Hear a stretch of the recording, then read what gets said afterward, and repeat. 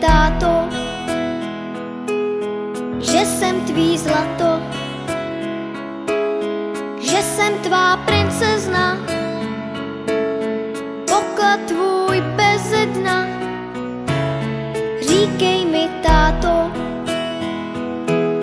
že jsem tvá pohádka,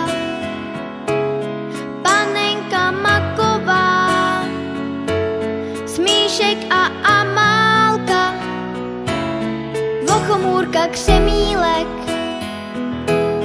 Emanuel Motýlek, že mě nikomu nedáš, že nic lepšího nemáš. Tvůj dětský smích, ať v nás na pořád zůstává, vždyť dětský smích každý zadarmo dostává. Ať se ze světa vytratí všechno, co se vyplatí. Víš, já tě nikomu nedám, já nic lepšího nemám, než tvůj dětský smích. Tvůj dětský smích.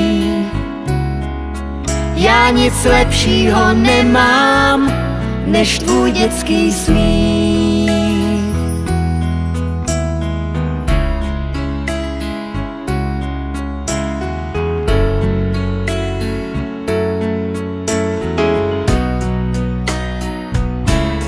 Říkej mi, princezno, že jsem princ pohádky, co přijel za tebou na pořád na svátky. Já byl bych bez tebe, už na věky bez sebe. Já šel bych až do nebe, modrý ukrást jen pro tebe. Víš, já tě nepustím, vždycky všechno ti odpustím. Já tě nikomu nedám, já nic lepšího nemám. Tvůj dětský smích, ať v nás na pořád zůstává, vždyť dětský smích každý zadarmo dostává. Ať se ze světa vytratí všechno, co se vyplatí. Víš, já tě nikomu nedám, já nic lepšího nemám, než tvůj dětský smích. Ať v nás na pořád zůstává, vždyť dětský smích každý zadarmo dostává.